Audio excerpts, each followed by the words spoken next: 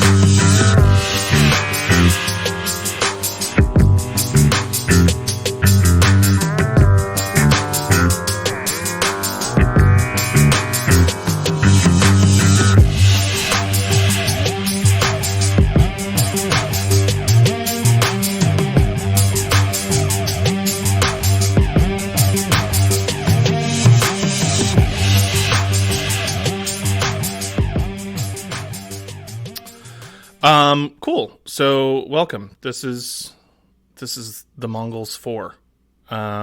So this episode is a continuation of an ongoing series on the rise of the Mongols, which is currently focused mostly on the life of Genghis Khan. He's a huge part of the story. He'll probably be 2/3 of the episodes. But we are now going to take a real big leap through probably the largest single chunk of his life in years that we will in any single episode. So the last episode of this series, The Mongols 3, a can-do attitude, is episode 84. So it's been a little while since we did this. But just a reminder that all previous episodes of that and all of our series can be found in chronological order in our Spotify playlist titled LU Series.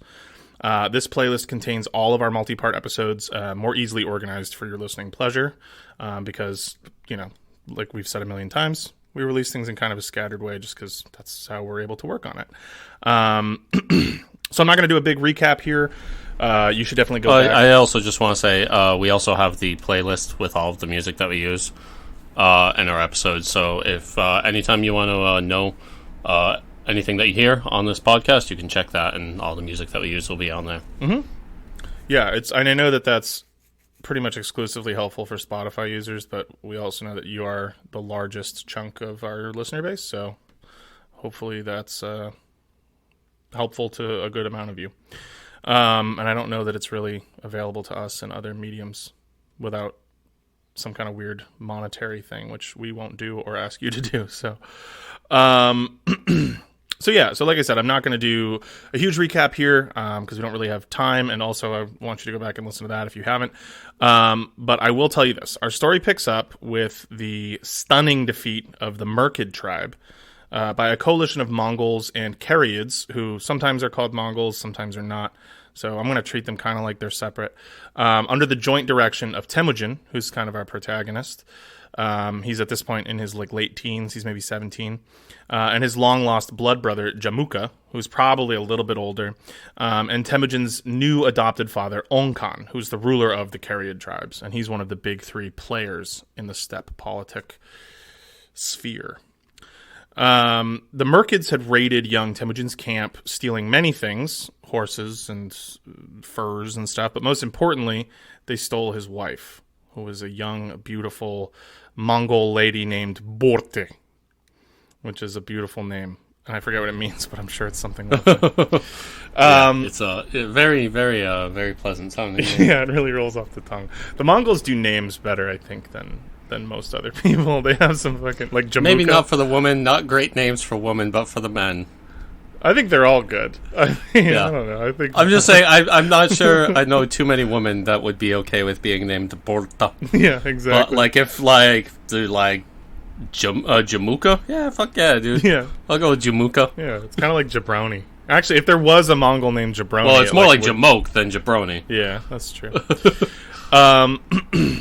So, initially unwilling to participate in the kind of never-ending cycle of steppe violence that had plagued his childhood, Temujin found himself unable to stifle his need for vengeance, the thirst to get revenge. And so he had called upon Ong Khan and Jamuka to raise an army and destroy the Merkids and recapture Borte. And this had all gone down successfully, which is great. Everything's coming up Temujin. The gang's all together. He's coming into his own as a military commander, which is something he never thought he was going to do. He thought he had his old Anda or blood brother back. I'll use those two terms kind of interchangeably, but remember Anda is like the Mongol term for, your sworn brother, closer than flesh, whatever. And all of this is looking great, except, as we discussed, Borte came back with a baby bump. So, as I mentioned before, the best contemporary source on a lot of this stuff, especially on Temujin's early life and his rise within steppe politics, is the Mongols' secret history, which was compiled by his successors and provides some of the most intimate details of Temujin's life available to modern historians. However, it has to be noted that one of the primary functions of the secret history, and especially at the time that it was written, is that as a piece of propaganda. Because at that point, by the time it was written, which is probably almost 100 years after a lot of this stuff is taking place, the Mongol Empire had extended far beyond the steppes that this story is taking place to include a huge array of peoples and places. And we will get to all of that because that's a big part of why this story is so rad. As such, there will always be certain subjects where it seems clear that a degree of whitewashing likely took place in the narrative. And the birth of Temujin's first son is a perfect example of that. So, whilst the secret history is relatively silent on the circumstances surrounding Borte's first pregnancy, it does note that her first child with Temujin, a son, was born in 1179 CE and given the name Jochi, which in Mongolian means guest or visitor. It seems obvious to some that this name alone indicates that Temujin himself was doubtful of the boy's parentage. Keep in mind, Borte was married off, or captured, or however you want to look at it, but she was given to a man with the Merkids for at least a few months. And, we all know what that probably meant. She wasn't probably just cooking and cleaning. So, she was sucking and fucking. I mean, yeah, and it was rape is sort of it wasn't chill. It wasn't like a chill thing. Yeah. However, during Temujin's lifetime at least, Jochi's status as his son is never really openly discussed, and his name could just as easily have been in reference to Temujin's clan's status as guests of Jamuka at the time of his birth. Doubt over the identity of Jochi's true father will absolutely play a major part in the narrative in future episodes, but for now, it's just something to make note of. Just remember that that's the case, while understanding that as far as we can tell, and as far as he wanted us to be able to tell through his, legacy, Temujin accepted and raised the boy as his own. Just gave him that weird name that, of course invites a lot of doubt. So, as I mentioned, this was a good time for Temujin's little band of followers, which also still included his mother, Holun, who, for the rest of her life, is going to be a big deal. He's a mama's boy. He loves his mother, and he makes her like one of his main confidants and advisors through all of this stuff. So, recognizing their earlier vulnerability that had led to the whole issue where Borte had been captured and all of that fun stuff by the Merkids, Temujin decided to join with the larger group that had coalesced around his friend Jamuka in the large and fertile Korkonag Valley, between the Onon River, which is where Temujin grew up, and the Kereyid River, which is further up on the Kereyid River, is where his family had been staying. So the two Andas blood brothers, decided that it was as good a time as any for a sort of renewal of vows. So for the third time in their lives, the two men swore undying loyalty and love to one another.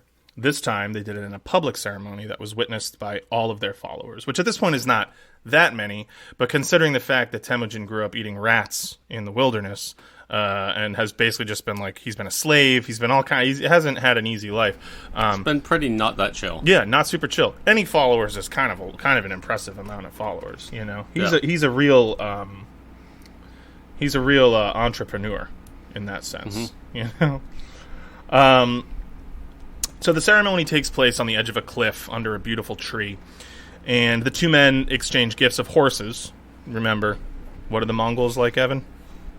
Horse milk. Well, just horses in general. Everything about them. The milk is especially... They like to get drunk on the milk, yeah. Yeah. But they also exchange two beautiful, like, golden silk sashes. And I know we talked a little bit about... That's pretty swag. Yeah, it's great. I would give you a gold sash if I had one.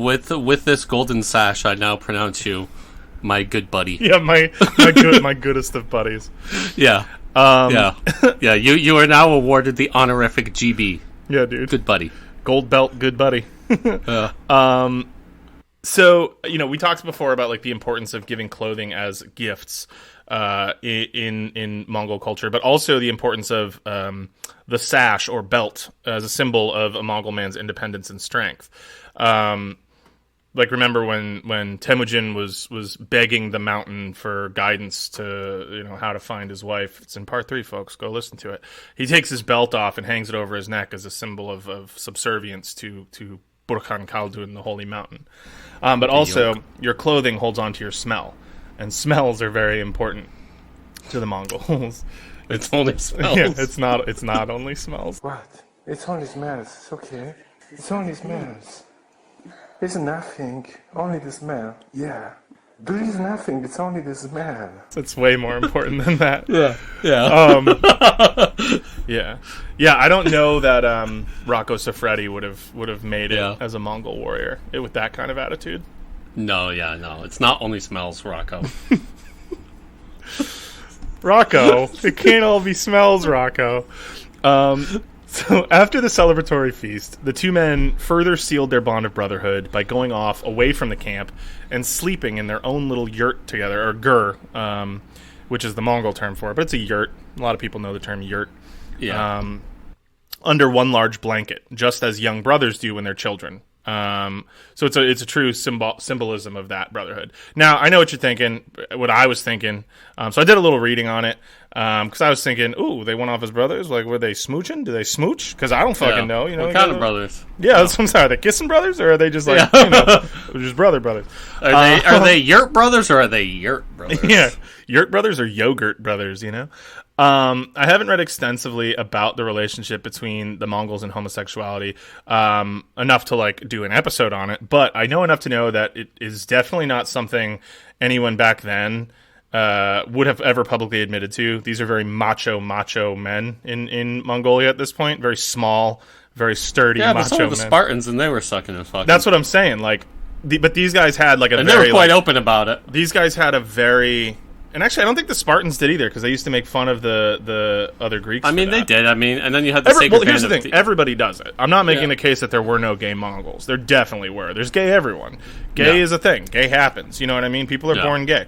There definitely were gay Mongols. I guess more what I'm talking about is like the cultural approach to homosexuality by the greater Mongol culture was a negative one. They did not paint it in a positive light. Even in places like Japan and, like you said, in ancient Greece, like there was a much more accepting, or just at least a different view of it. Not so in Mongolia. They were not chill with it. Genghis Khan eventually would make it illegal to do gay shit, and that's a real bummer. But you know, such is life. It's been happening for a long time. Must not have had a very good experience in the yurt with his brother. Yeah, maybe he didn't. Maybe that's why. Yeah. Fuck this shit, man. Let's make this shit illegal, man. This isn't even that cool, man. This isn't even chill, man. It's supposed to just be like a brother nap, you know? But also, certainly, nobody would have ever insinuated that. So, like in the secret history, it would have been a death sentence to be like, "Who knows what they did in there?" Wink, wink. Like, no, you don't even suggest it. So there's no what real happens in the yurt stays in the yurt. Exactly, lads. exactly. Just a little aside. I was curious, so I thought maybe listeners would be curious. Now, during this period, Temujin began adapting away from the hunter-gatherer subsistence lifestyle that his family had long espoused towards the relative abundance of a herding lifestyle practiced by richer groups of Mongols on the steppe and then other steppe tribes. So keep in mind, Temujin growing up is what they would have called a forest or a mountain Mongol. He did not grow up on the open grasslands and had very few horses and was eating weasels and shit. And like, so the Mongols in the most narrow sense, because we've also talked about what is a Mongol? It's pretty fishy, but the Mongols in the narrowest sense being like the people that Temujin derives from, are poor and fairly wretched by the standards of these other steppe peoples. So now he's adapting to learn the ways of a herder. He's got way more access to food, milk, horses. He's gaining weight. Everybody's putting on muscle. His brothers are strong. His wives are healthy. They're having healthy babies. Everything's looking good. Yep. So among this would include intimate knowledge of the care and management, and I just liked this, of the animals known to the Mongols as the five snouts. So the five snouts are camels, goats, sheep, cows and yaks, which are the same thing to the Mongols. They just one thing. And most importantly, horses. So most of these animals, specifically camels and cows and yaks, would do physical work, and they're all used for food and for milk. But horses are definitely the I think the author of the book I am reading mostly for this refers to them as the aristocrats of the five snouts, because all they're expected to do is to carry men. And women. No, like, they don't use them for plowing. They don't really do a lot of farming, but they don't use them for, like, hauling stuff. Yaks pull the carts. Horses never pull a cart. Never do any of that shit. They do get some milk out of them, though. Yeah, they milk them. Ferment that shit. They milk them. And when they get old, they will also eat them. And wild horses, they will also eat. So, but they are... You ever eaten horse? No. There was when I was in Italy a few years ago in Venice, there was a horse meat salumeria, which is like a place just for making like sausages and salami and stuff, and it was all horse. And I guess that's still relatively easy to find over there. And yeah, in France it's definitely a thing in Europe. I remember one of the most wretched. I've never had it, but I've heard I remember one of the most wretched Reddit posts I've ever seen was some dude who bought some horse meat and microwaved it from raw, and then also threw some like little like fruit candies onto the plate. Yeah, because he was eating them, and then so it was just like melted and hardened fruit candies on a plate with the most rancid looking meat you will ever see, and they ate it. That is, it's like milk steak from Always Sunny. Your finest milk steak from raw. Jelly beans raw. Yeah. That's heinous. Whatever. Like, what a waste of probably delicious horse meat. And imagine being a horse that died for that. I know. He's like, why didn't you just send me to the glue factory? Yeah, would have been just better some weird like Polish dude microwaving your meat. Oh, he was Polish. Raw. Yeah, that makes sense. Probably. I've been doing a lot of reading. I'm just gonna guess. Eastern European history, and the Poles are. The Poles are freaks. Yeah, they're freaks. So during this period of learning to herd and getting used to some abundance and security for once in his life, Temujin also fully accepted his role as a warrior, which he's especially keen to kind of adapt to now that he's proven to be pretty naturally good at it. Nobody wants to be a warrior if they suck at it, but if it turns out that you're like pretty fucking good at it, like... There's cleaving dudes in half from the collarbone. They're actually not doing a lot of that, and we'll talk a little bit more about Mongol warfare. Yeah, but it would be cool. It would be, yeah, of course it would be awesome. But the Mongols are weird. They're weird. With like a fucking scimitar or something, you just flap. They do have swords, but they prefer not to use them. It really, grosses them out to fight up close. They really don't like it. Yeah, they don't like blood. They don't like blood. They don't like to be touched by it. They don't like to smell it, to see it. They don't think like it should to touch the spill it. earth. Yeah, it's they're very, very, very superstitious. For people that really liked killing, they didn't really like one of the most. Yeah. I'm not sure iconic is the right word, but one of the things that is most associated with death and killing, which is blood, they weren't big fans. But they were big fans of the process. Yeah, and that's a large part of why. I think that the bow probably developed before that mythology, but I think that sort of syncretically developed along with their adaptation to be exceptionally good ranged fighters. Is that they started to like glorify that because like distance from the blood was good, you know. Not being able to see it is good.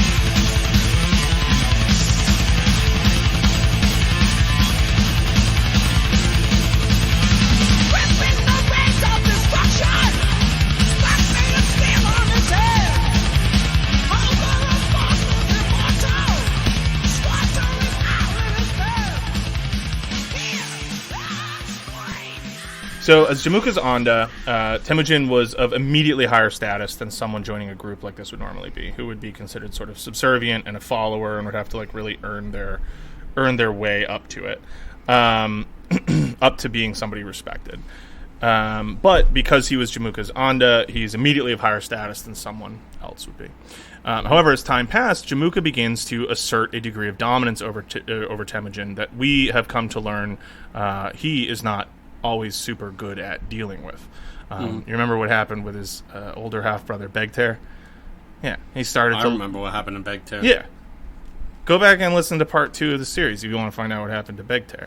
Let me give you a hint. He's not in the story ever again. Yeah, you're never... He's it's only ever going to be like a, hey, remember Begter? Yeah. Yeah, he's done. And that's how Genghis handled problems when he was fucking 12. You know? Imagine how he's going to deal with it as a young man. So even though the two were blood brothers, and they actually, I know I've mentioned this in earlier episodes, they are distant cousins by blood, their relationship is actually more complicated, and it gets more complicated now that they have this sort of working relationship. So Mongols had kinship hierarchies that they called bones. That's the English term bones. Your close relatives with whom intermarriage was forbidden, which would be considered incest, were your white bone relatives. That's the white bone lineage of your family. Your more distant relatives with whom you could intermarry are the black bone relatives, black bone lineage of your family. So that's like your distant cousins, your third cousins, your whatever. So while all lineages of a family or a clan can claim common ancestry, your line of descent from that ancestor and whether you were of the white or the black bone lineage within the complicated web of descent matters tremendously. So Jamuka and Temujin both descended from a single woman, but from different husbands of hers. Jamuka descended from her first, and according to his line, the rightful husband, who was a herder. He was a steppe guy, and the men of the steppe obviously think that other steppe guys are better than forest, dirty, hunting Mongols. And he was her arranged husband. And then Temujin descended from her second husband, who's the only guy that I've seen a name for, who was called Bodonchar the Fool. Okay. All right. I'm officially going to say that I am Team Bodonchar. Yeah, no matter what, Bodonchar the Fool that's my guy. So Bodonchar kidnapped and raped this woman and murdered her husband. Okay, so I'm going to... All right, so I have a mea culpa to give. Recently in this episode, you heard me say that Bodonchar the Fool is my guy. I may have misspoken, but I still like his name. Not my guy though. Yeah, he's not, whatever. He's Bodonchar, it's classic Bodonchar. He's a fool. It's classic Bodonchar to do that. Well, yeah, he's kidnapping and raping again. That Bodonchar. Oh yeah, it's his MO. Yeah. So because Jamuka was descended from the first husband, and because that husband came from the steppe like he did, he was able to claim that he was of the white bone lineage, relegating Temujin to black bone status and gradually enforcing an older brother role in their blood brotherhood. Now, none of this is an exact science, but this like bone lineage thing is largely like a social currency that Mongols use to establish hierarchies in situations exactly like this. So it's always open to interpretation. And the idea being that if Temujin were to leave and create his own group, he could theoretically begin claiming white bone lineage status, but because he's subservient and whatever, like he's currently considered black bone, Yep. Temujin had shown that, as I said, while he could fill the role of a respected subordinate, as he did in his relationship with Ong Khan, he would not tolerate being treated as an inferior. And that's just what Jamuka had started to do. So one day in 1181 CE, the simmering discontent would come to a head when Jamuka decided that it was time to leave the group's winter camp and head for literal greener pastures for the summer. Now, Temujin has always been given pride of place at Jamuka's side, at the head of the baggage train whenever they travel. This time, however, they're riding up there together, and Jamuka announces that he's going to split off ahead with the horse herd to find suitable grazing land for them, and Temujin is going to stay behind and take command of the livestock herd and find somewhere, less important for them to graze. Yeah, he's going to go do the bitch shit. Yeah. Again, what's more important than horses? Not much. So this is definitely a slight. Or at least that's how Temujin is interpreting it.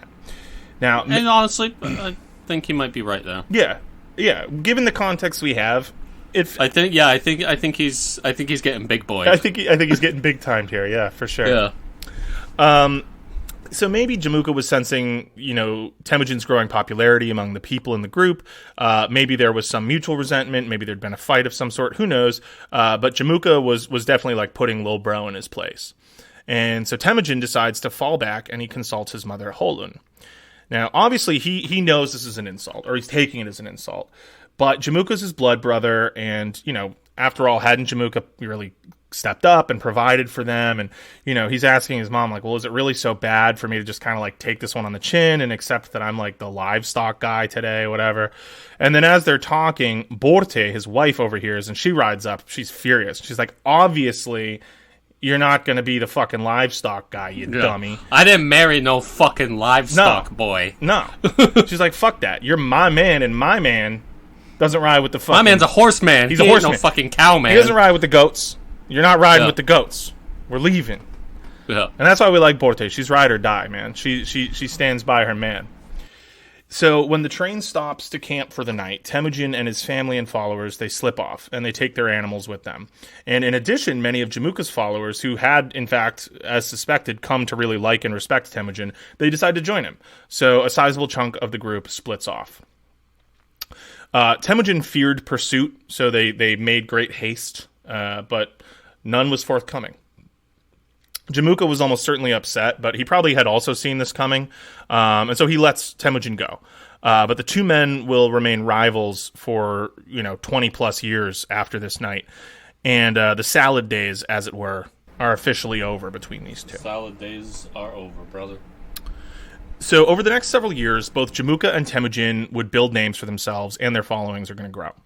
Neither could truly dominate the steppes, especially without first clashing with the other. But they both clearly had ambitions to Khanhood. Hi, Sancho. In 1189 CE, the year of the cock, a 27-year-old Temujin decided that it was time that he had the title of Khan. He had proved himself as a warrior and leader, and he had a large following, growing following, and he wanted to be named the Khan of the Mongols. And he figured it was time to hold a Kurultai. A Kurultai is a meeting of steppe peoples to decide something big. Generally, it's called by an important figure, and a person's presence at the Kurultai, just showing up, counts as a vote in favor of whatever's being proposed, which is announced when the meeting is called. And your absence is noted as a vote in opposition. There's no official tallying. A lot of times after the big important ones, and more going forward as these become more institutionalized, as the Mongol Ulus becomes like a more established nation, they will start taking tally of like people who were there or whatever. But traditionally, it's sort of just like literally like a show of hands. It's about that serious of a thing. But they will decide really big shit. I mean, it can be life and death stuff. So in this instance, Temujin called everyone to the shores of Blue Lake at the foot of the heart-shaped mountain, which is where the Mongols hold their Kurultais, and asked them to confer upon him the title of Khan of the Mongols. All of the Mongols? Khan of the Mongols. No, all of the Mongols go to this mountain, no matter where, because it's a big fucking place. Yeah, but keep in mind, the Mongols, as we're talking about them in this instance, are a relatively small ethnic group. Shortly and over the course of this episode, we're going to see many other much larger groups be absorbed into the nation that will come to be known to the world as the Mongols, and that we'll establish that pretty clearly. But right now, this is like the true original OG Mongols. It's actually a pretty small group, and their homeland is relatively small.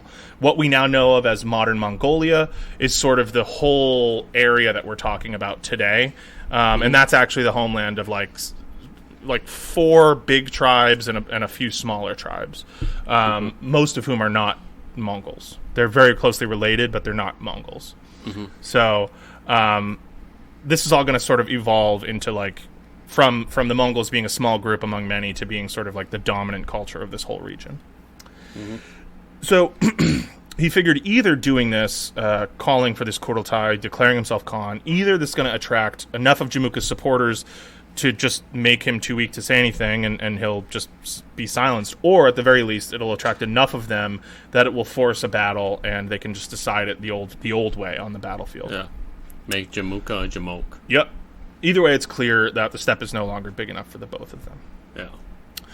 So, Temujin wants leadership over the Mongols, but he also recognizes that he's still subordinate to Ong Khan of the Kereyid tribe to the south, who are still big and strong.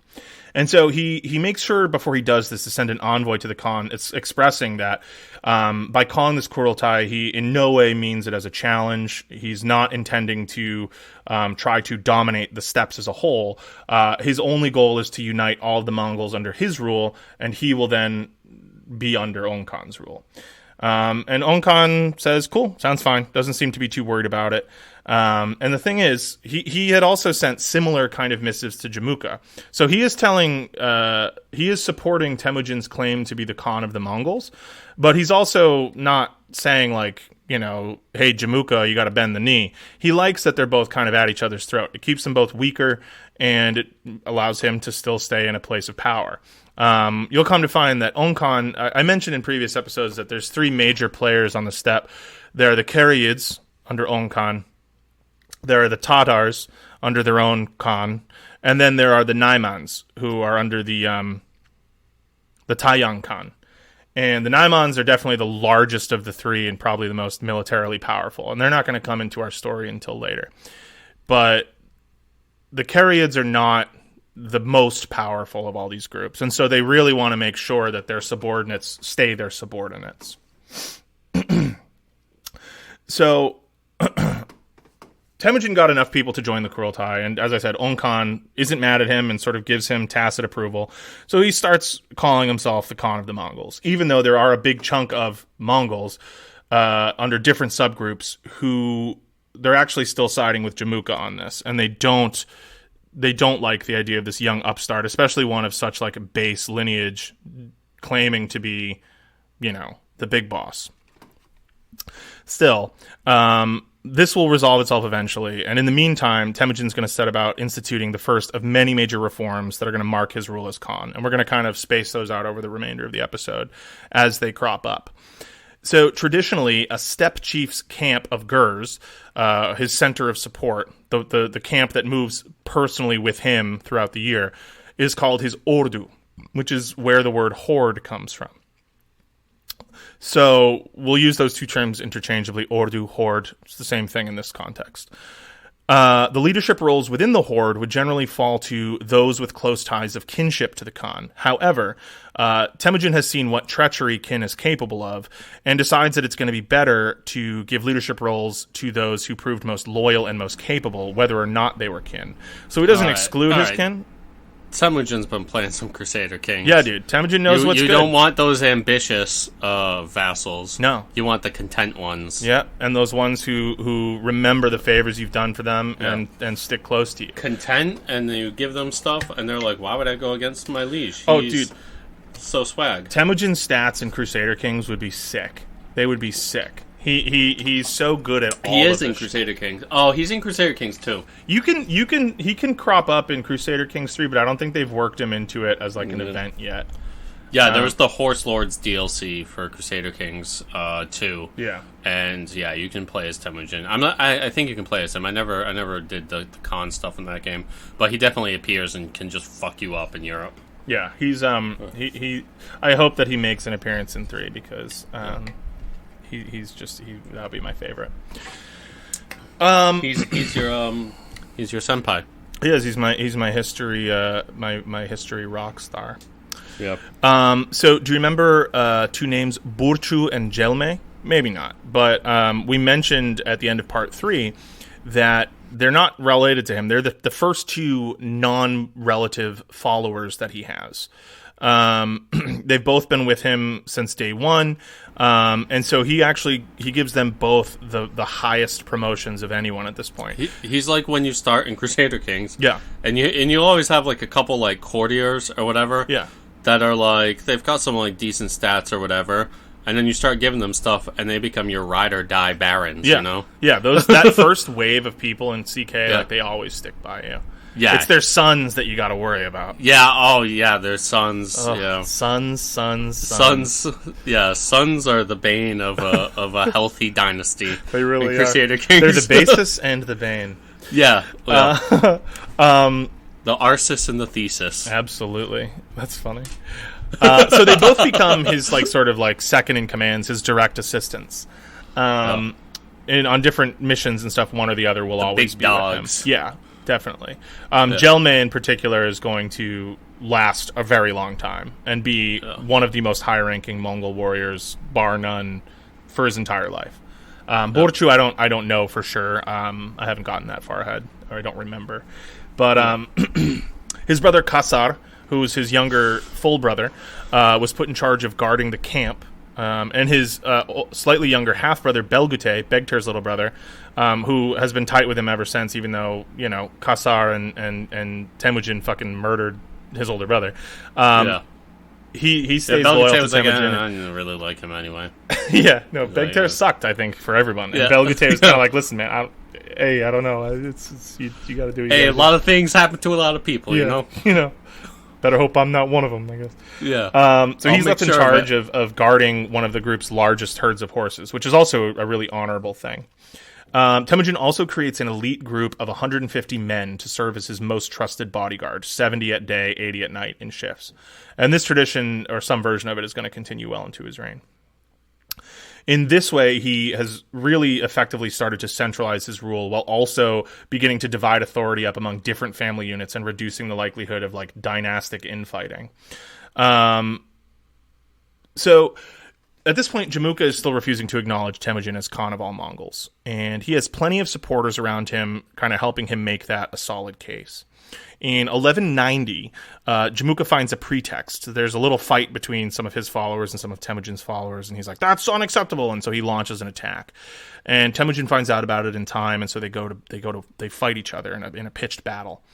And they both have their full armies, which at this point is probably like just a few hundred men each, you know? And they go at it. And Jamuka actually gets the upper hand, and he ends up routing Temujin's army. And we'll talk a little bit more in depth about how these battles go. There probably weren't a lot of fatal casualties before an army elected to give up in the field. This isn't a highly populated area, and lives are really precious. And so if it becomes clear that your side is probably going to get beaten, then surrender and flight from the battlefield is a survival tactic. And so it's a valid part of steppe combat. So when an army loses in this context, at least at this point in history, this will not be the same because Temujin is going to realize that this is not a suitable way to achieve victory, and he will very quickly realize that it's better to kill them all.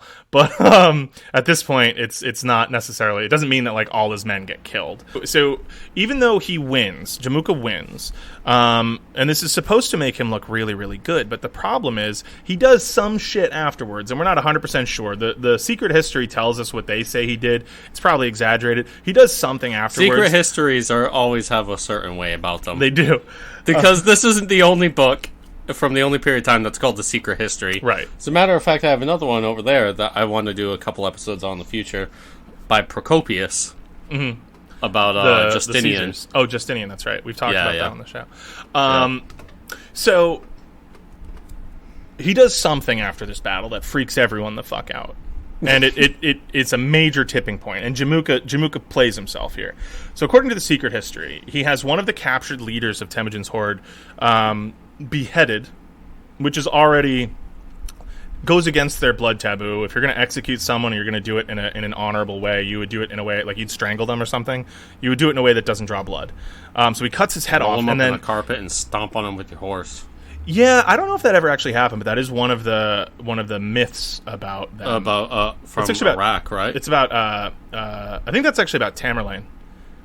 But I don't know. He was claimed to be a descendant of. Wasn't it from Baghdad though, or around there? Like maybe. It was around like modern day Iraq, I believe. Yeah, I remember hearing it, but I don't remember one of the details enough Emirates, I believe. To claim. Yeah. Same. Honestly. So he takes could be wrong. He takes the head and he has it tied to his horse's tail, and then rides around the battlefield, spraying the guy's blood from his neck hole everywhere. So there's a couple things here. A, it's more blood grossness, which the Mongols don't like, and the blood's dripping on the earth, which is pollution, which they also really. So it's don't just like a bunch of like big like Mongol dudes saying that's like, oh. No, don't, Jamuka. And also, the tail of the horse is like sick shit, Jamuka. The tail of the horse, fucking sick shit, man. The tail of the horse is the dirtiest part of the horse, and so that's also taboo. They have a lot of taboos. And so he's just being a fucking certified sicko right But here. that's also why this could be like exaggerated, you know. Maybe he just like mistreated his prisoners in a way that made people think whatever. But anyway, this is the story. So it's very reminiscent of Achilles dragging Hector's body around the gates of Troy. Like it's like you already won. You don't need to fucking act like you've been here before, you know. Yeah, you don't need to desecrate the goddamn bastard's body. They also claim it was an honorable battle, right?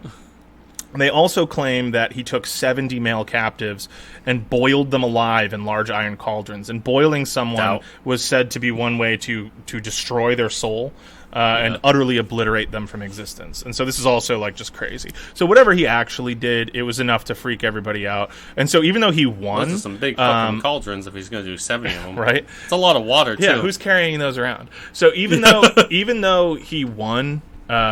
When Temujin starts regrouping, he finds that, oddly, his numbers have actually swelled and continue to swell considerably. So even though he's the loser here, this isn't how it's supposed to work. Like, there's something about Temujin that's really attractive to people.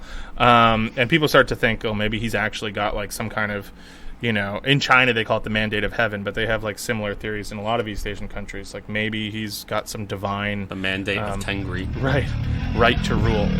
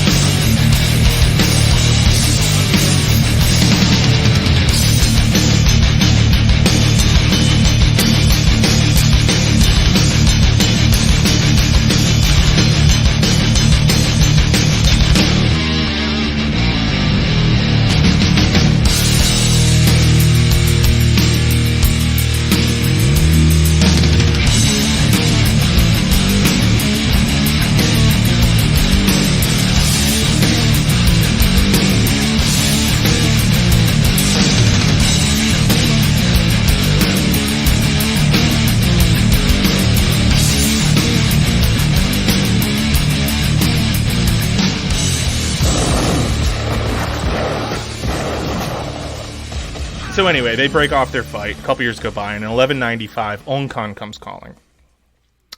So the Golden Khan of the Jurkins, who rule the land to the south of the Gobi, and they'll come back in later episodes, but for now they're sort of just dipping their little gilded pinky rings into steppe politics. They rule south of the Gobi in modern-day northern China. They had decided that the Tatars in the steppe area were getting too strong, and so they asked if Ong Khan and the Kereyids wanted to help in raiding them and hurting them a little bit. And this is something they typically do just because it behooves them to keep all the tribes to their north fighting each other. Because, again, same reason that Ong Khan wants Jamuka and Temujin fighting. The Jurkins, who are a bigger player than anybody, they have their own dynasty. They have cities and shit. They want all of the northern tribes in general to be fighting one another. And Ong Khan thinks that sounds great, because I don't know if you remember, but he hates the Tatars, and he's been fighting them since forever. So, ignoring the fact that the Jurkins could just as easily have done this in reverse and asked the Tatars to help destroying his own people, he summons Temujin and his growing Mongol horde, and in 1196 they launch a massive raid on the super-rich Tatars. Now, it turns out that he'd gotten really fucking good at this shit. Temujin had. And the Tatars, who had once seemed so powerful and who had killed his father and who had actually given him his name, he was named after a Tatar that his father killed, Temujin. Whose sauce is so good. Yeah, exactly. Turns out now they seem like easy pickings all of a sudden. So Temujin is just trucking through them, and he finds himself a couple things. He's in awe of how rich they are, and he realizes that the further south you get, the closer to China you get, just the more awesome shit you have. And so he's noticing that, like, some shit going down there. They're capturing kids wearing nicer clothes than any Mongol has. And there's specific mention. He captures this little kid, and the kid's got golden earrings and a golden septum ring. And he's just like, what the fuck? Even their kids wear gold? Like, China, what's the deal? He's like, man, I grew up eating fucking rats. Yeah, dude. So he also makes note of what I just talked about, which is he's watching how the more powerful tribe, the Jurkins, are playing Ong Khan and the Tatars off each other, just like Ong Khan is playing him and Jamuka off each other. And he starts to see, he's like, fuck, man, we're part of this, like, really eternal cycle of just that happening. And unless somebody steps in and puts a stop to it, like, that's all my people are ever going to be, is pawns in a bigger power struggle. And, you know, eventually it all just leads to, what, China or somebody, but we certainly aren't. Some cocksuckers making a lot of money off of us fighting. Yeah. He's like, we're somehow just not sitting on top of the pile, and I want a pile. So he's got this huge influx of cash after this campaign against the Tatars, and he's suddenly like flush with resources, and so he decides he's going to consolidate his power back home, and then maybe he'll have the clout to finish what he started with Jamuka. So he decides that it's time that he paid the Jurkin, who are a sub-tribe of Mongols, a visit, and Saw would start getting them stepped in line, because they've been jerking him off a little bit. Yep. Get step in line, yep. Jerking off. So the Jurkins were, as I said, they're a group of Mongols, and they had actually initially pledged to support Temujin leading up to this Tatar campaign that he just got back from. However, they decided to be fucking dicks about it. So shortly before the campaign was announced, Temujin had invited them to a feast. And when they showed up, they all got drunk on free Irag, Temujin's drink and food, and then they started a bunch of fucking trouble. So this is a cool story. So remember, Temujin had made his brother Belgute one of the guys in charge of guarding the horses, right? So a drunk Jurkin warrior decides that he wants to steal one of these horses. And so Belgute happens to be there, and he chases him off, and he's trying to grab him and beat him up. And he gets stopped by this huge Jurkin dude, this jacked up dude known as Buri the Wrestler. And he puts his hand on his chest, and he's like, nah, man, you're not fighting my boy today. Now, Buri the Wrestler, believe it or not, got his name because he's a very, very good wrestler, which is another favored Mongol pastime to this day. And a lot of the best sumo wrestlers of all time come from Mongolia. In fact, it was said that he was undefeated. No one had ever out-wrestled Buri the Wrestler. Well, Belgute might have been smaller, and he was definitely not undefeated. But fuck Buri the Wrestler. He's not putting his hand on my chest. And so Belgute starts stripping off his shirt. He's like, all right, man, I guess I'm going to fucking fight Buri the Wrestler.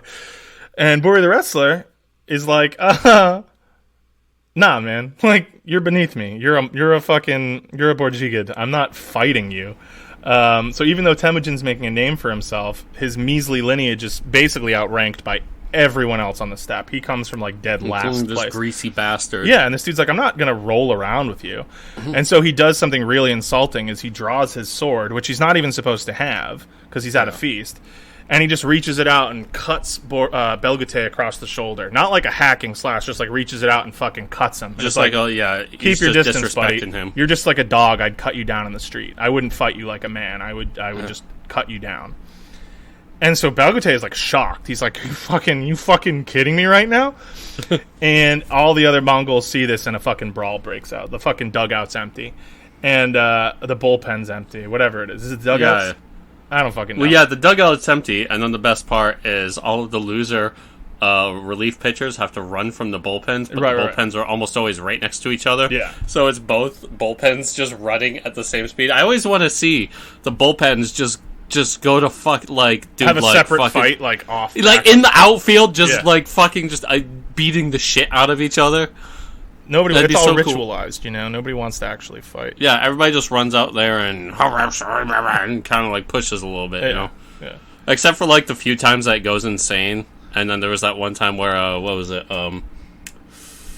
Johnny Cueto, pitcher for the Reds, he starts getting crushed by literally both entire teams. And, like, kind of, like, panics. Like, I think anybody would. If you have, like, fucking 50 other humans that are starting to crush you, and he just starts kicking people with his cleats, like, right in the head. Gross, dude. That's fucking gross. I did 50 people just, like, crushing you into a wall. Horrible. Yeah. Horrible. Yep. Well, so most people don't have their weapons. And so this turns into a food fight, which is kind of like in baseball. But they're just like, but not like a chill, like a Disney movie food fight. This is like a fucking, they're like hitting each other with the pans, not so much the food. Like they're trying to much kill like each other. Baseball, there's the famous Boston Red Sox "Here Comes the Pizza" clip. Yes. You showed me. Yes. All right, and here we go. Here comes the pizza. Fucking, you just see a single slice of pizza arc through the people in the crowd and hit this dude. Oh my god. Yeah, it's so great. Everybody needs to go look at "Here Comes the Pizza" right now. So take a break. Go look at it. Go to YouTube. Search "Here Comes the Pizza" Boston Red Sox. The schedule tonight in the majors, it's all right after the game in high definition on Nessino and Don. Between innings, we did some investigative reporting on who and what was thrown at that gentleman, and that gentleman has been ejected, but it was an ugly, ugly sight. And I don't know why it was necessary. Now watch. I can't circle. I don't have my telestrator today, but here comes a pizza. See it? Oh, jeez. Highly unnecessary. Guy with the Patriots jacket, and of course he's been asked to leave the ball game for ruining a good piece of pizza. Now that you're back. Now that we're back. So we're going to fast forward a few weeks after the great food fight incident and the great insult of Belgute, which really is dog shit. And the Jurkins get summoned to go fight the Tatars, and Temujin's waiting for them, and he waits for them for like 3 days, and they just don't show up. And so finally he's like, fuck it, I guess we'll go without them. They're not that significant anyway, but they were supposed to be here. So whatever, we'll deal with them later. So he's going to put a little... Yeah, he's gonna make and here's a the thing. check. You'll start to realize Temujin's good at that. He remembers these things. And yeah, he's got a little notepad. He waits his couple days, and then he just puts a little check. Yeah, he remembers. So he goes off to fight the Tatars, and is getting all this gold and shit. And while he's gone, to add insult to injury, the fucking Jurkins take their opportunity and just kind of raid his camp, and they steal a bunch of his horses and women and shit that are there. And I guess they sort of figure like, well, he's going to come back so rich from this mission with the Tatars that he won't miss it. He won't remember. Well, another check. Yeah, he remembers. So he gets home, and it's Jurkin time.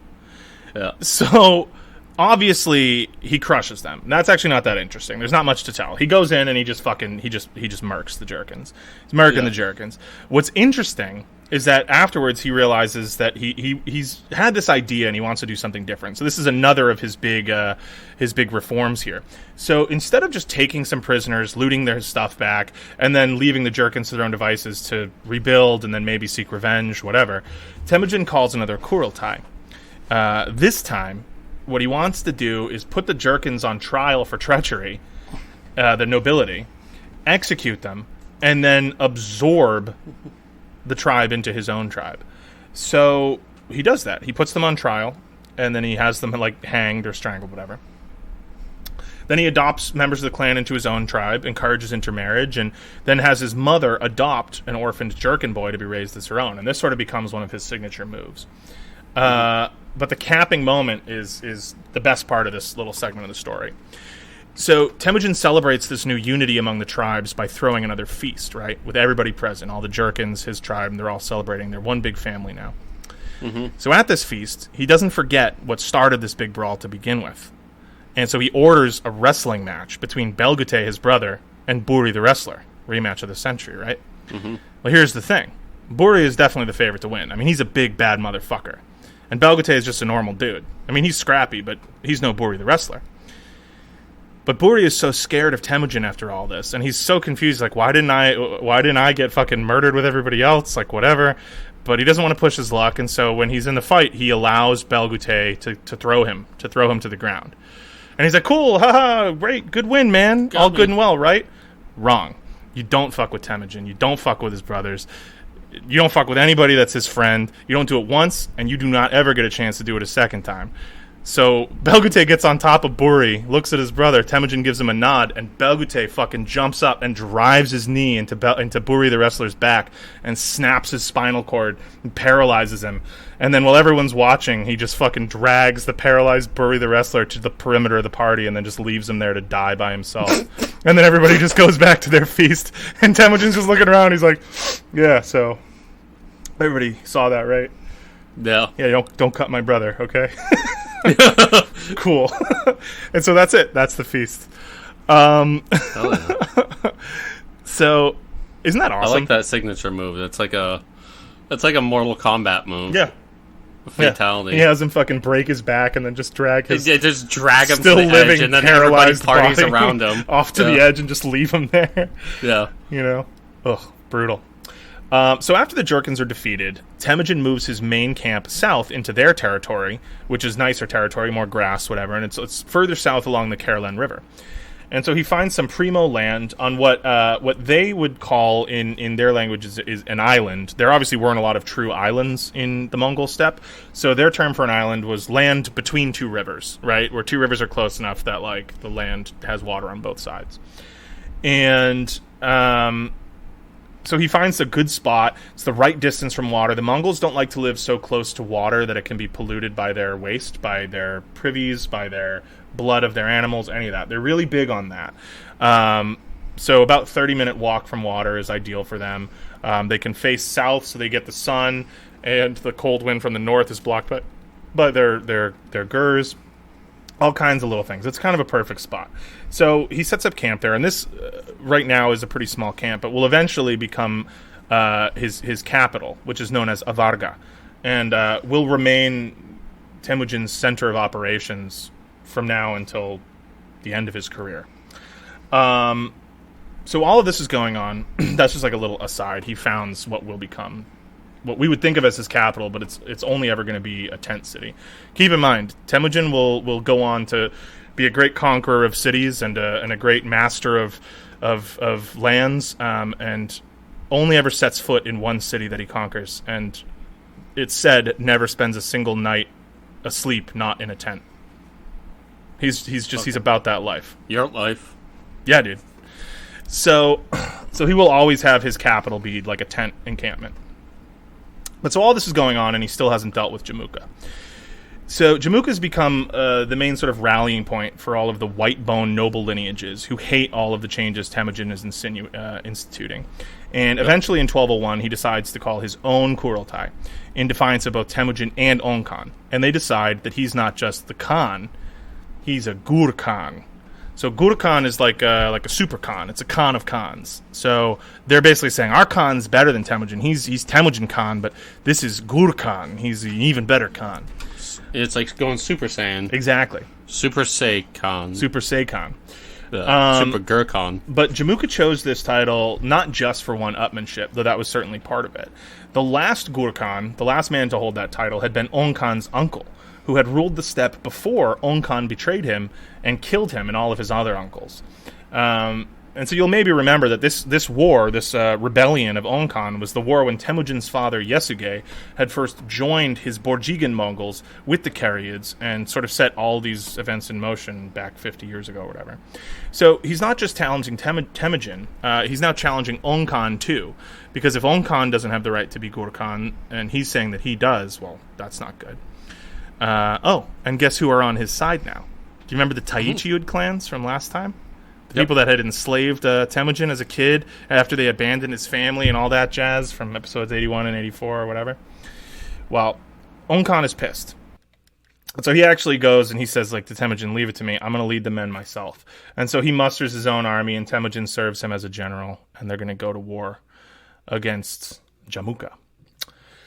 So the idea in big Mongol battles was to avoid actual bloodshed and waste of life, and just get your enemy to give up with a show of force. So one way to do that is to show up with more men, right? But also, once the armies are kind of arrayed across the field from each other, what you do is you set up spirit banners, which we've discussed in earlier episodes, of your earliest ancestors. And generally speaking, there's some sort of shared ancestry between groups.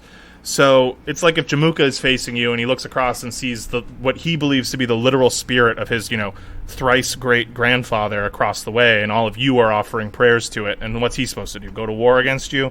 You know what I mean? Yep. And the Mongols, by and large, believe in this shit. So that really fucks with them. They also have shamans who kind of flock to different charismatic leaders, and they start performing rituals to control the weather, to turn the tide of battle. They predict who the winner's going to be, and the more that shamans have, quote unquote, evidence of them succeeding in these things in the past, the more of a reputation they get, and the more they come to be kind of respected as actually being able to enact these things. Is there any haruspicy going on? What's haruspicy again?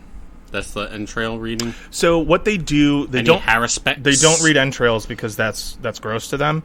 But what they do is they will take the shoulder bone of a sheep and they will burn it in a fire, and they will read the cracks that form in the shoulder bone.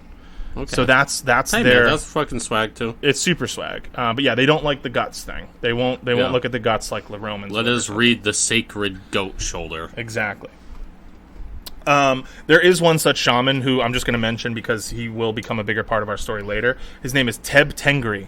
And I've actually heard of. Yeah, the name rings a bell, right? So he's present at this battle. This is like the first time he shows up, but he won't be a big deal. We won't like really dive into who Teb Tengri is until later. Is he like Temujin's Merlin? Yeah, I guess so. I think that he's less like his Rasputin. Yeah, maybe he's more like his Rasputin. He becomes his, and even then, Temujin's not one to like really ever be influenced by someone like that. I think he just becomes one of his like entourage. Weird guy to hang out with. Yeah, he's just like the weird guy in his entourage. Yeah, this is my Wook friend Teb Tengri. Exactly. Also, sick name, Teb Tengri. Like, that's a Star Wars name. It's a great name. Yeah. He's got dreadlocks, He's always wears tie-dye. He smells he's got an open-air tortoise and a kiddie pool in his living room. It does a lot of ketamine. Yeah, that's my buddy Teb Tengri. For sure. For sure. Yeah. So ultimately the goal is to get members of the other army to defect to your army and then just chase the smaller army away. So the shamans are up there trying to summon weather and whatever, and it helps that at this point, just before the battle, a massive thunderstorm breaks out, which of course is attributed to the magic of the shamans. So this combined with all the chanting and the spirit banners and the battle cries, it's just too much for Jamuka's army. Huge chunks of them sort of switch sides at the last minute, and Temujin, his policy has always been to accept any defectors to his side, provided there's no evidence that there was treachery involved in their leaving. So obviously leaving itself is treacherous, but as long as they didn't like set the camp on fire or murder their, you know what I mean? Any display of that type of treachery. Harass the baggage train. Yeah, and there's actually a good example of this at the end of this story, but anything like that, and he was more likely to execute you because he can't trust you. If you'll do that to your last boss, why wouldn't you do it to him? Situations like this, though, it's what he would consider like honorable treachery, and it's honorable defection. Exactly. So as long as you do it I got scared by the thunder and I decided to go to you. Yeah, and he's like, rightly so. Thunder's spooky. You made the right choice. Here's my, would you like some complimentary ketamine and tortoise watching with my Wook friend Teb Tengri? This is my friend Teb Tengri. Yeah. Teb Tengri's just fucking like just like drooling on himself in the corner.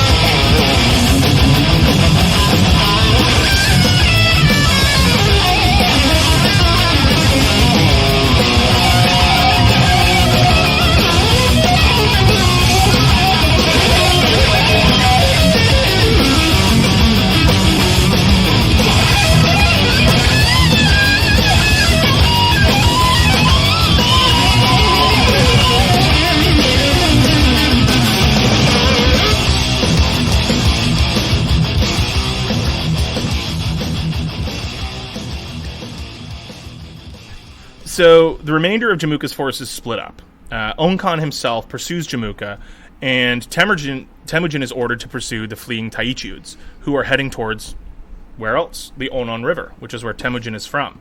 Nice. And so he's just like, this is sick. I'm going to fucking get my revenge on the Taichiuds now, and I'm going to do it on home field.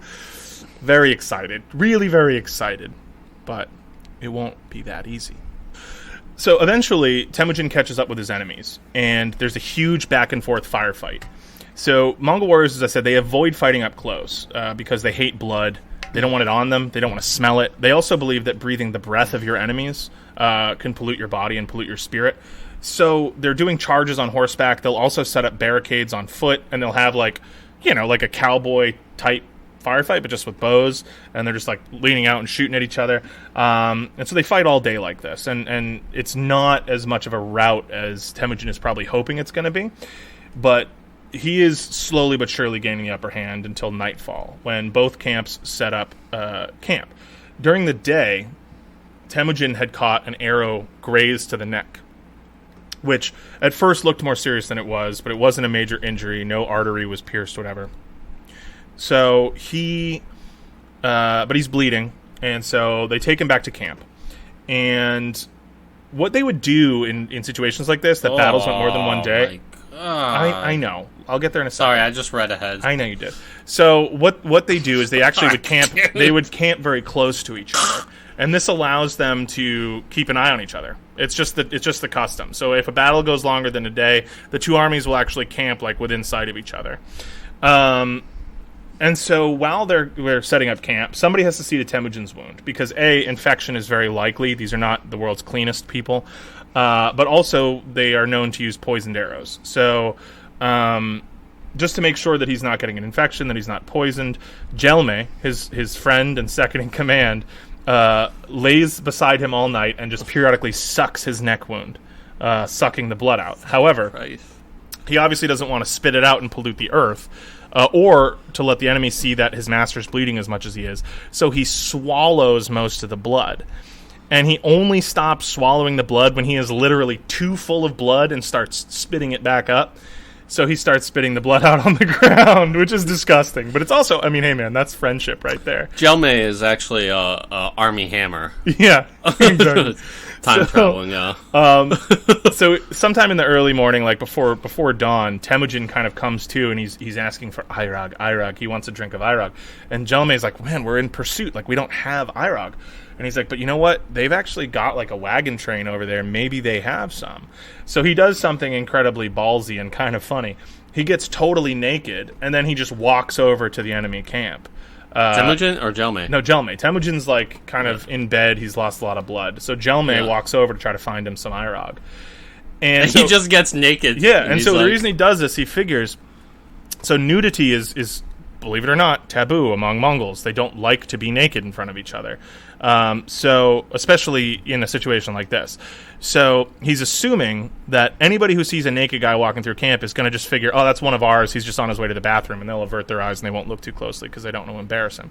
And anyone who does look closely enough to realize that he's not a Taichiud, that it's Jelme of the Mongols, is going to say, what the fuck is going on? And he's got a story concocted. He's going to say, man, would you believe it? They fucking were clowning on me, and they fucking got me naked, and they kicked me out of camp. So I ran over here because you wouldn't treat a guy like that. And this is such a weird thing to do that the Taichiuds just probably would have believed him. They would have been like, fuck, yeah, that sucks. All right, you want to fight for us?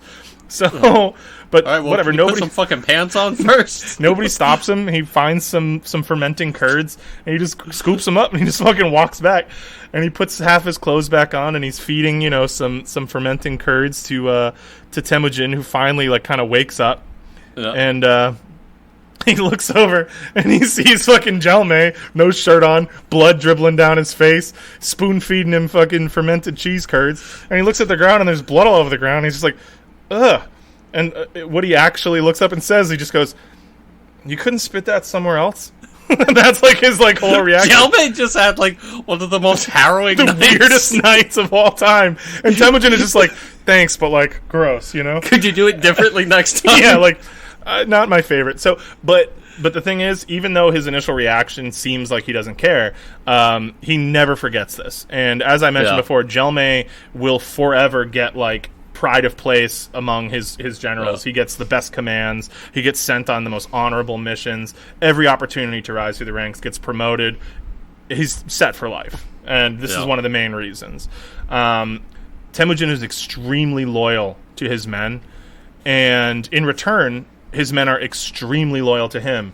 There is not a single case of one of his generals or one of his officers ever betraying him, ever switching sides, ever going against him. Literally flawless loyalty record, because he's got this great record of taking care of the people that take care of him. So Temujin has defeated the Taichiuds, and he does the same thing with them that he did to the Jurkins. Kills the leaders, integrates everyone else into his own tribe. Done deal. Oh, and do you guys remember when he was a slave and there was that poor family and they helped him and they fed him and they took the thing off his neck, the Kang, and they gave him like one of their few horses and sent him on his way? Well, he finds them And he says, you guys thought I would never fucking pay you back, but I will. You guys are great. You're no longer slaves. You're free. Here's some horses and some fucking money. You're all good. And if you want to stay with me, that'd be great, because I really like you guys. And so he sets them up really nicely as a reward for helping him when he was a little guy. All those years ago. Yep. Meanwhile, over on the other front, where Ong Khan is chasing Jamuka, that slippery snake, Jamuka, gets away. He does not get captured. But the Taichiuds are dealt with. Yep. And once again, Temujin comes away from a conflict just a little stronger than he was before. All because he's doing this thing where he's absorbing tribes, which is new. People weren't doing that before. Maybe you'd make them subservient, whatever, but he actually breaks down their structure and just makes them part of his own tribe. So in 1202, Ong Khan orders Temujin to go back and finish what he'd started against the Tatars, this time by himself, because Temujin's strong enough that he could probably just mop up the Tatars by himself at this point. And so he's just cruising. He's raid after raid. All he does is win at this point. But he figures that this is a good opportunity to enact some other ideas that he's been having. So he notices, and I kind of mentioned this before, that victories in steppe warfare are very rarely final, and there's very rarely large casualties or any real change of the power balance, because one side will just kind of run away, and as soon as they do, the victorious side will just stop pursuing them to loot their camp and take as much as they can, right? And it's really all about the loot.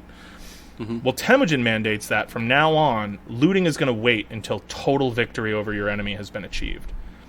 Further, once the looting is completed, all loot is to be brought to him, to be divvied up and then passed out among people equally, depending on their actual contributions, not just in that battle, but to the army as a whole.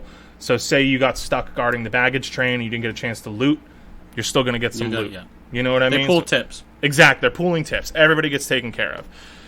And this is based on how a kill would be divvied up during a hunt, right? And that's his experience as a child. He says, doesn't that make more sense than the way you fucking weirdos do it? If everybody helped kill the deer, just because you're not the one that actually shoots it, doesn't mean you don't still get a piece of the deer, right? So, yeah. You know?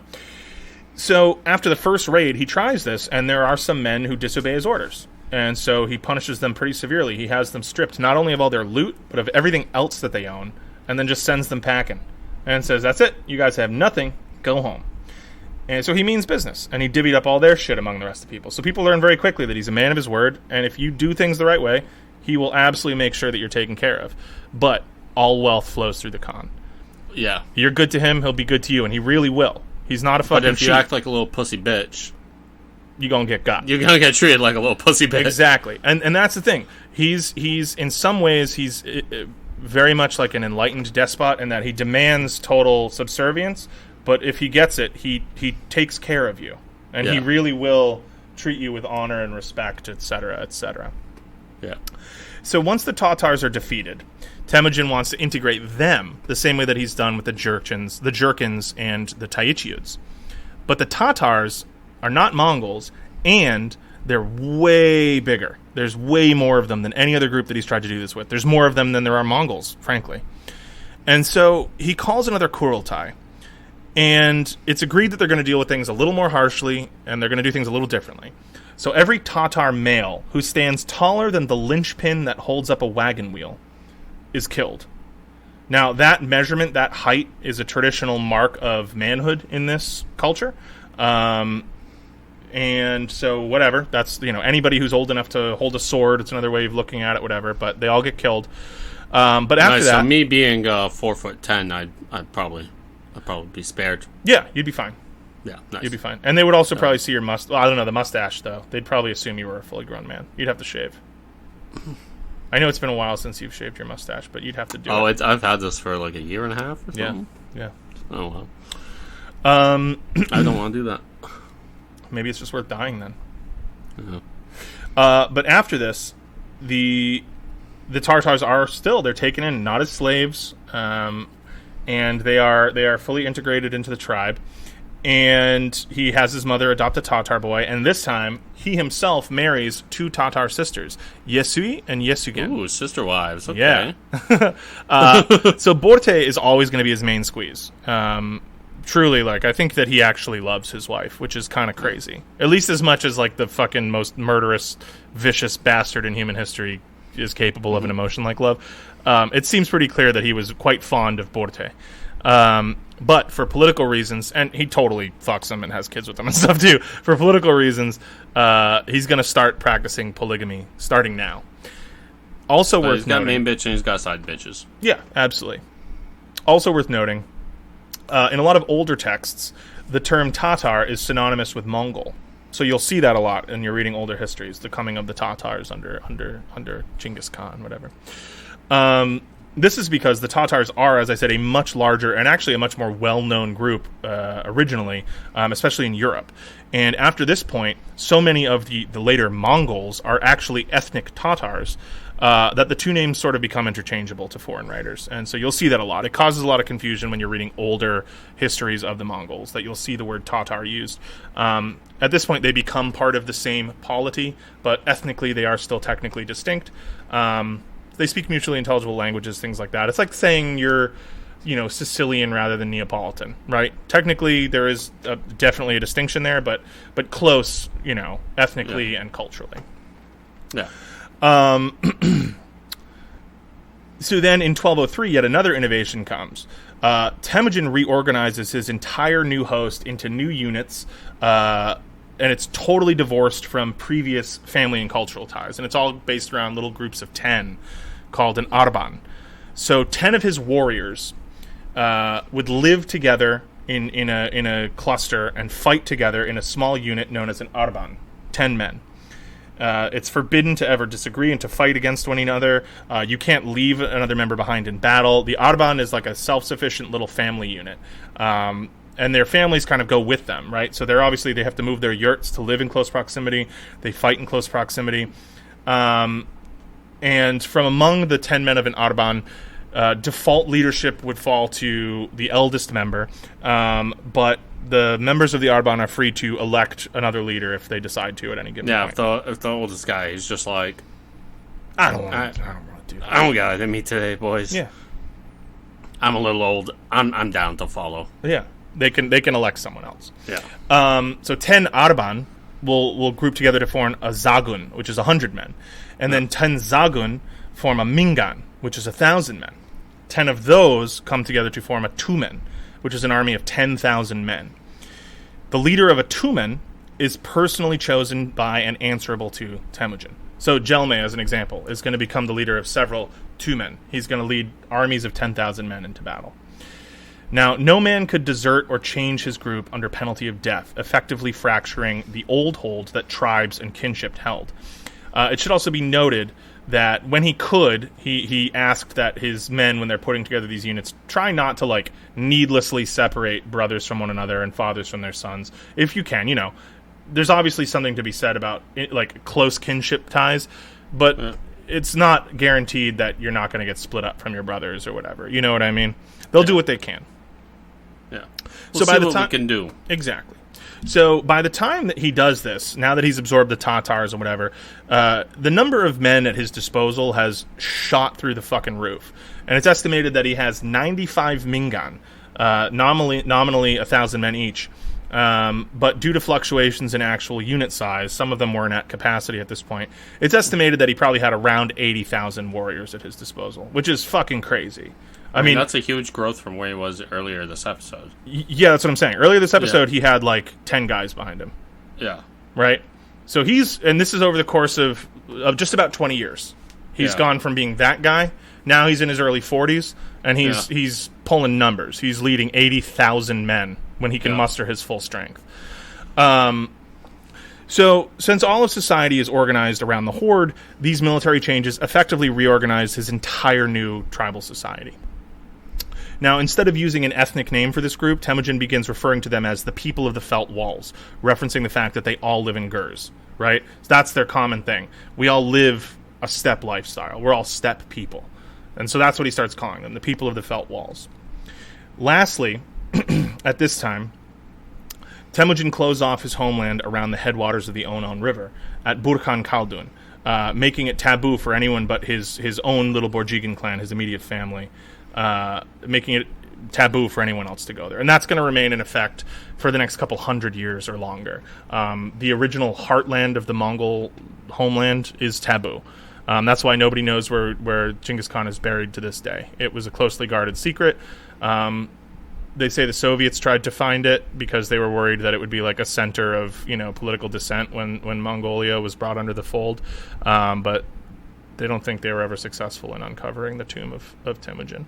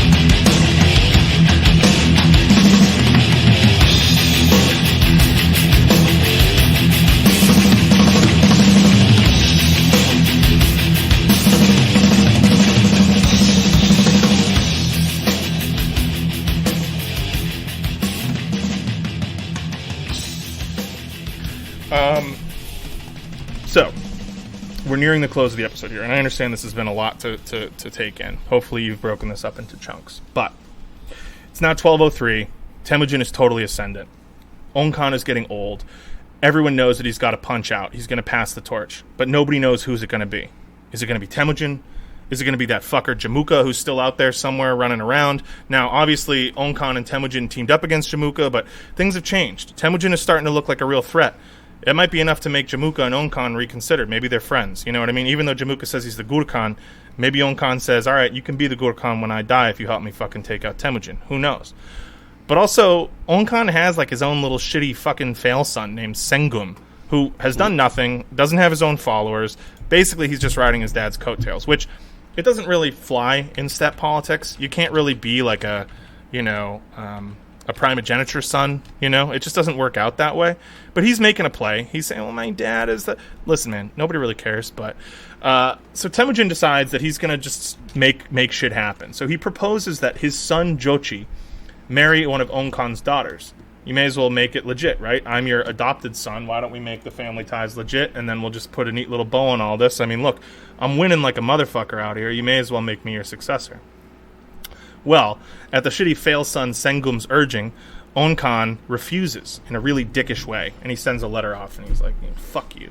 I'm not doing that. You might be a big shot now, but I remember when you were just a little fucking nothing and you came to me asking me, Ong Khan, please protect me. Ong Khan, please protect me. And yeah, you've been useful.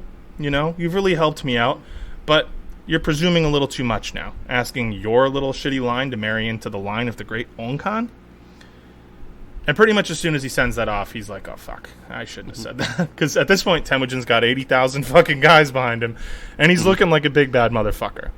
And Ong Khan's looking at himself, and he's like, I've always been the big swinging dick around here, but all of a sudden, I actually don't know if I could fucking take Temujin. I don't know if I could do it. Like, toe-to-toe, he might be able to take me. Yep. So he decides that he's gonna resolve this problem by trickery and not by direct conflict. So he sends another letter out as quick as he can that says, you know what, actually I thought about it. Let's do the marriage. I'm sorry I was so hasty. And Temujin believes him. So he takes just a little entourage, maybe like 100 guys or something, and he sets out with his family and Jochi, and they're going to go and they're going to do the wedding.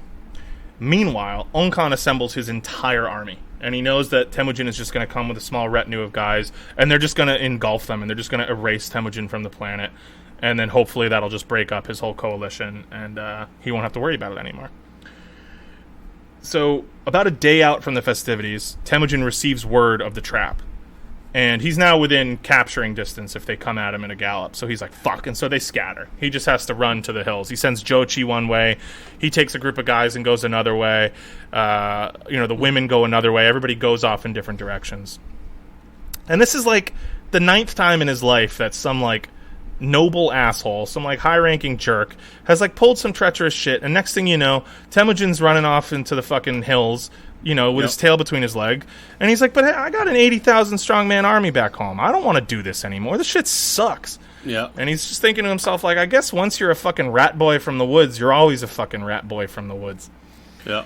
And so he and his little group of guys, it's 19 guys altogether, they arrive at the muddy shores of Lake Baljuna.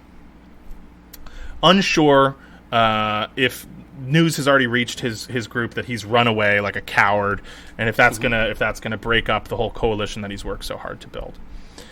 So while they're there and they're just trying to regroup, they're all starving, and his brother Kasar, who is with him, looks up and spots a wild horse, and he shoots at it, and he kills it.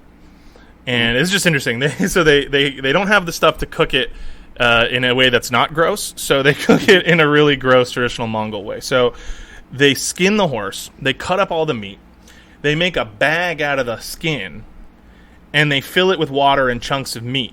And then they take a bunch of horse poop and light it on fire, and they heat up rocks from the lake, and they get those really hot, and then they drop them in the water in the bag and just fish them out and add new rocks over like the course of 2 hours, and they slowly boil the horse meat inside the bag made of skin. With hot shit rocks. Yeah, with hot shit rocks in a big stew of dirty, muddy lake water.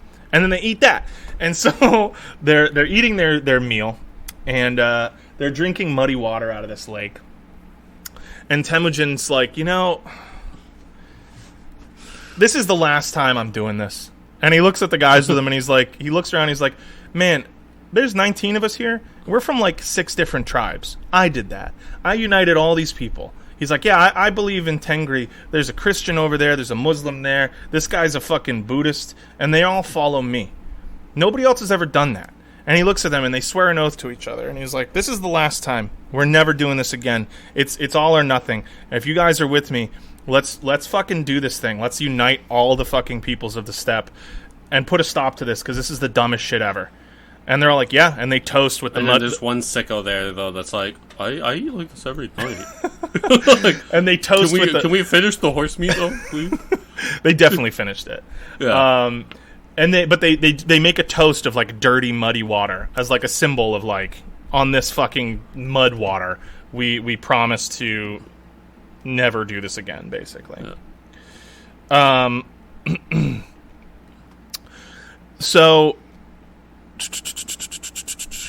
he formulates a plan, and he sends the men riding off in all directions to assemble his forces if they'll come, and they're going to unite, and they're going to ride on Ong Khan, and they're just going to crush him. That's it. Yeah. There's no other way to do it. They got to hit him hard, they got to hit him fast, and he can't see it coming.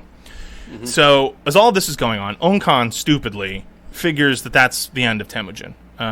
He's scared him away. He ran off. Everybody probably heard what a pussy he was. His whole coalition broke up. He hasn't really done anything to confirm this, but he decides he's going to celebrate his massive victory over Temujin by throwing a feast. Is a little overconfident, but he also assumes that Temujin by now has probably run off to the east and is probably like days and days away. Surprisingly, though, basically nobody defected. Everybody really likes Temujin. And so like close to 80,000 men are converging on him and forming up on the plains. And then they start hurtling towards Ong Khan's camp at breakneck fucking speed. So they send riders ahead with fresh horses so they don't have to stop and rest. Like once their horses get tired, they just get on new horses. They just keep riding. And before you know it, they take kind of a little back road around the mountains that won't be guarded. And before Ong Khan even realizes that Temujin isn't defeated, he's literally outside his fucking camp with 75,000 men. Yeah. And they basically just swallow them. This super fast turnaround from like flight to invasion is what's called the lightning advance. It's this kind of miraculous turnaround. Oh, the lightning, you say? Right, like blitz. Yeah, like a blitzkrieg, maybe. Yeah. So they fight for 3 days. Ong Khan puts up a fight, but as they're fighting, more and more of Ong Khan's men just defect to Temujin, and by the end of it, it's not so much that they were all defeated as they just became one force, and the few people that refuse to submit just run.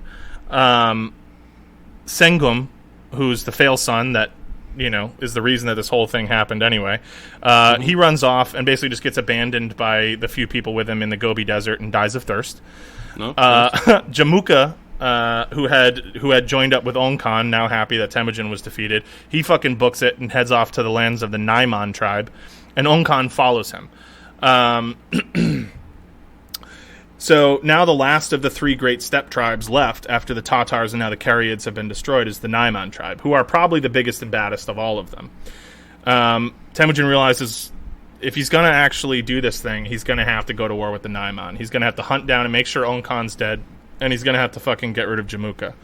And then he's got to beat the Naiman, who have the biggest army of any steppe tribe. And that seems daunting, but he's done tough shit before, and no time like the present. So to get everyone on board with the campaign against the Naiman, Temujin starts having rumors spread around. He tells everybody that Ong Khan, who probably has died at this point, there's no real word from him. He was pretty old, but he spreads rumors that upon arrival at the Naiman camp, nobody believed that this like solo old man was the great Khan of the Kereyids, the great warrior Khan. So they claim that the Naiman queen had him beheaded and then was displaying his head in her gur and would have her daughters sing around it and have people play the morin hur, which is the horse head fiddle, and make offerings to the dead Khan and sort of mock him as if he were still alive. And then her husband, the Tayang Khan, came in and saw the head and freaked out and smashed it with his feet. So this it tells folks 2 things. One, Ong Khan is dead and you don't got to worry about him.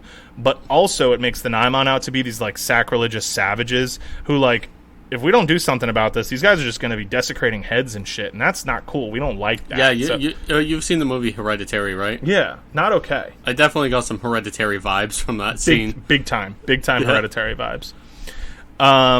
He also starts telling people that when Jamuka got to the... Like, how would he know this? But when Jamuka got to the Naiman, they were so scared at his descriptions of us that they're already shaking in their boots. Meanwhile, there are contemporary accounts that the Naiman around this time capture a Mongol outrider who's like trying to ascertain their numbers, and they see him and he's riding the skinniest horse they've ever seen, and he's dressed in like rags and looks like such a complete joke that rather than kill him or even really do anything with him, they just like pass him around from camp to camp as like a joke, like, yo, these are the guys that are gonna come and try to fuck us up. Like, look at this pipsqueak, he sucks so bad. Fucking Don Quixote over here. And so Temujin hears about this, but and he's like, he's pissed about it, but he doesn't want to admit that he's like embarrassed or that his tribe is like kind of ragtag looking.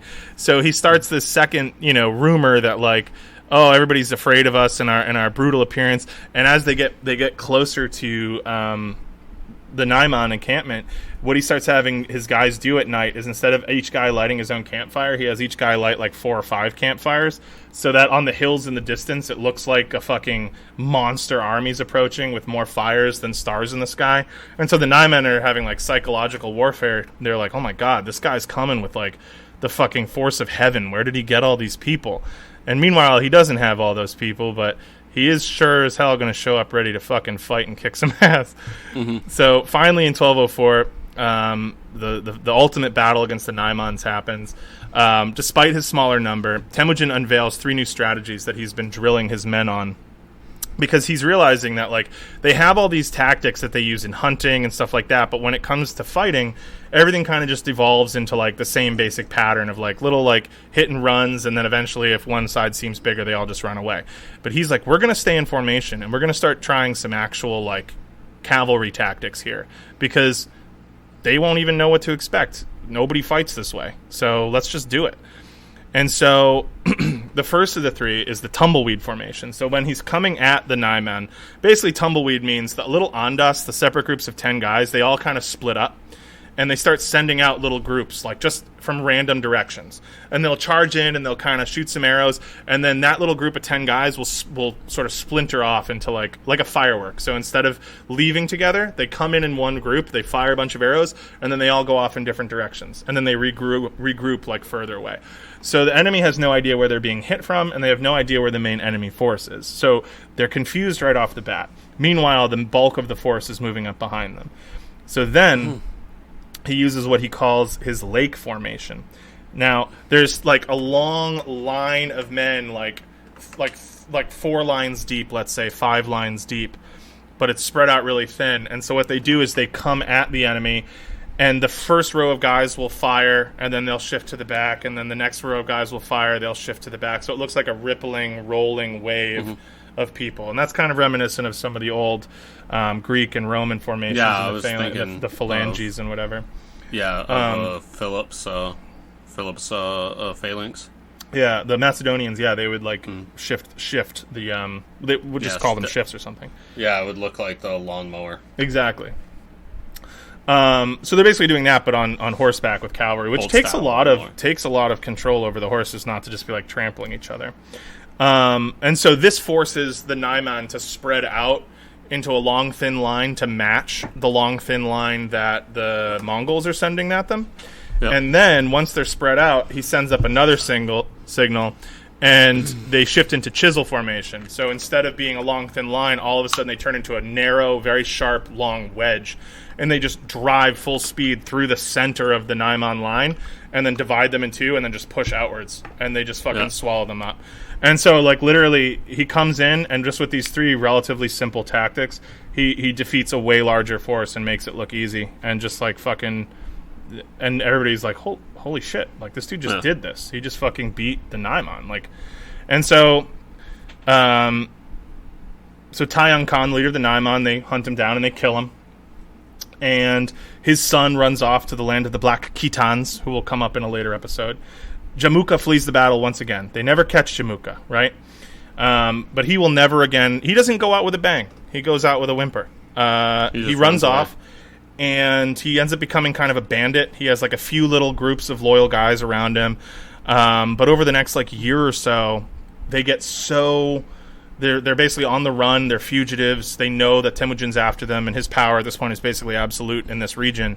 And eventually his own men turn on him, and they capture him, and they bring him to Temujin as like a peace offering for amnesty. And Temujin, that's exactly the type of shit he doesn't like. He has them all executed. Yeah. And he embraces... He was a consul of Rome! Right, exactly. And so he embraces Jamuka as a friend. Yeah. And I actually just want to read, because there's a direct quote in the book. So rather than seek revenge, he offers to reunite, and he says, "Let us be companions. Now we are joined together once again. We should remind each other of things we have forgotten. Wake each other from our sleep. Even when you went away and were apart from me, you were still my lucky, blessed sworn brother.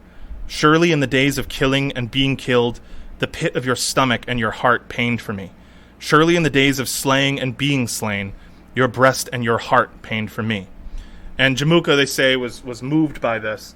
And he responds and says, "We ate the food that is not to be digested, and we spoke to each other the words that are not to be forgotten, while sharing together the quilt under which we slept. Jamuka then blamed their separation on the influence of another, unnamed person. We have been provoked by one who cuts across us. We have been goaded by one who came from the side. And then they basically give, like, the secret history makes it seem like he gives, like, some big, long confession, almost like he's, like, saying, like, oh, like, I was crazy to go against you, whatever. But rather than asking for mercy, he begs him for death. And he's like, you know what? I've betrayed you too completely. You should kill me. And so this probably didn't happen, but this is probably like a later attempt to justify the killing of his blood brother. All that he asks is that he be killed in an honorable way, with his blood not staining the earth or being exposed to the sun and the sky. So he's asking to be, like, strangled. And then, this is another weird request, but he says, if you place me up somewhere high among the bones of my ancestors, he says, kill me and lay down my bones in the high ground. Then eternally and forever I will protect the seed of your seed and become a blessing for them. So legend says that Temujin buried Jamuka in the golden belt that he had given to Jamuka when they swore the oath of Andas.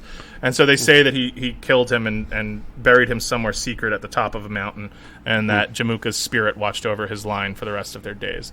Now, my guess is that he probably was like, sorry, buddy, that's one chance too many, and fucking killed him, and that was that. But, so Jamuka's done. And so, yeah. So... So Temujin's first friend also became his first rival, and now he was no more. And in addition, no other power on the Mongolian steppe can stand in his way. The Naiman and the Kereyid and the Tatars, they've been absorbed just like all the rest.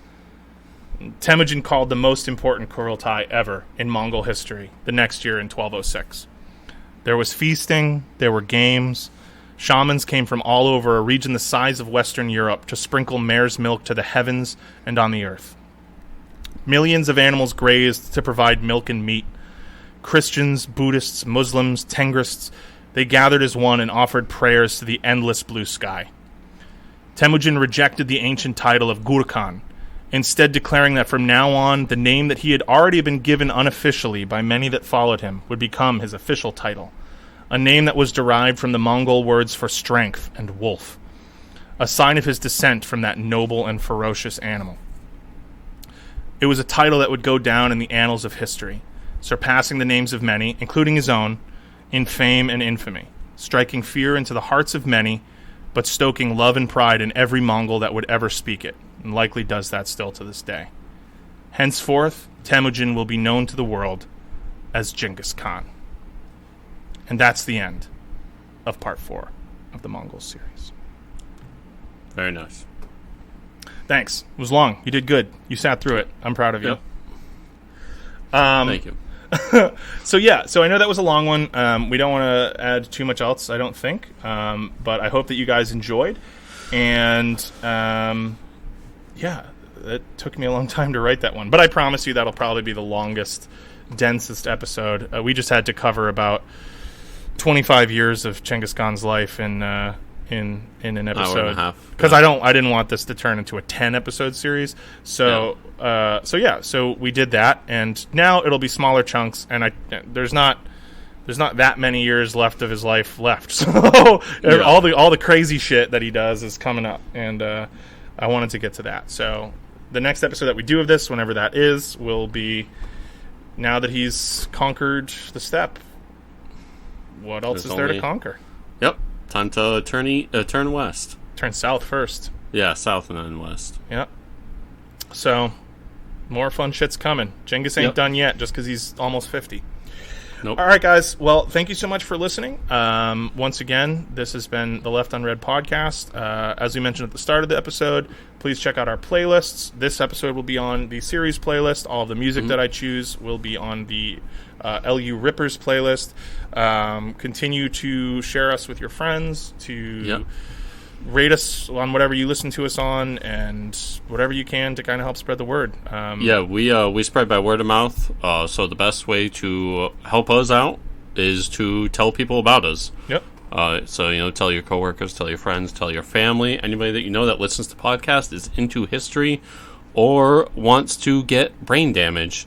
Please tell them about us. That's it's one way that you can help us. The other way that you can help us, again, like Cam just said, you can rate and review us on the podcast app of your choice. I know Apple Podcasts you can do that with. You can rate us on Spotify. I use Overcast. I honestly don't even know if you can rate and review on there, but I know other apps as well you can. So if you can do that and you can tell people about us, that's how you can help us out. And we appreciate all that you do. The show keeps growing, so hopefully we're doing something right. Yep. More good stuff to come, and we will see you all very soon. All right, peace. Bye.